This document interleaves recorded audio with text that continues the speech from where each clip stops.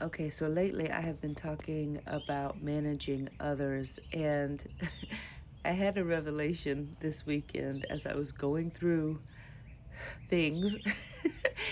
And it is, I hear oftentimes, especially women saying, I shouldn't even have to ask for it. Like they should just see that I need help, I need support. Like why should I have to ask for whatever it is that you need? And then I hear men saying, "Well, she never asked for it. She didn't tell me this and that." But let me say something. The dynamic unconsciously was set, and everybody contributed to it. Us as the managers of environments, making sure everybody's comfortable, making sure things get done.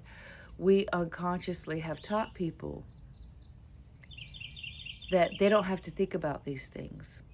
So, yes, we do have to have conversations about them. This is what happens when a healthy relationship needs to go through a change. There needs to be communication.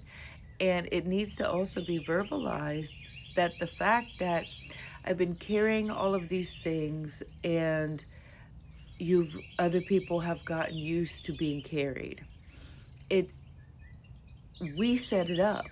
And at first maybe it felt like caring and loving and being supportive of somebody until it stopped being that for you because you were doing it too much. And again, it looked like a flip-flop, and it is a flip-flop.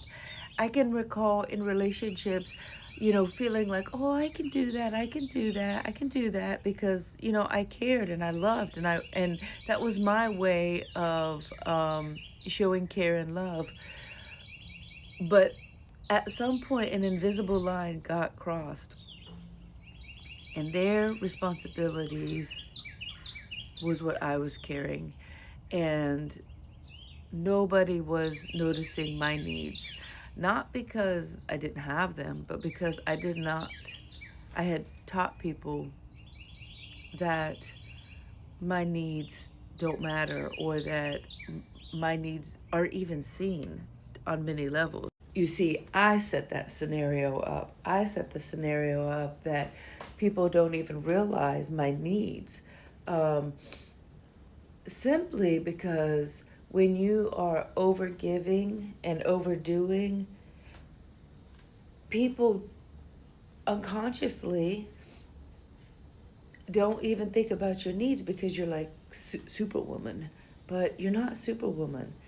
And it, it, it's kind of crazy. Like we set it up because we're loving and kind and doing things, but then it turns on us because our needs stop getting met, and then we get upset because we want our needs met, but we don't want to have to ask for it, but we have to have conversations about it. And yes, the conversation may have some frustration involved with it, but it needs to be had not again to manage somebody and what how they're going to treat you, but because they might not fully see how much you've been carrying, and you may have to have this conversation a few times, and that may feel frustrating, but boundaries will have to be set also. Like this is how it is now, and not falling back into the old pattern because the new pattern creates a lot of discomfort because it does create discomfort. And so even asking for your needs feels the same as over managing, but it there's a difference between taking responsibility for your needs and over managing, but they feel the same. They feel the same. It's still like, here I am, I'm I'm still having to do this and that, but you're speaking clarity into a situation. You're setting boundaries in a situation, and all of this may feel come with a level of discomfort, just like over managing, overdoing, over whatever, all the things oftentimes women overdo and then become exhausted by.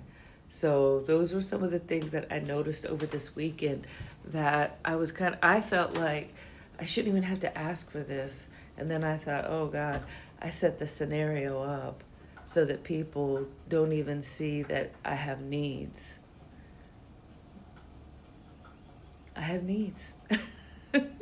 And I think it's high time that my needs get met too. And it is my responsibility, if my needs are not getting met, to make the shift so that they can get met.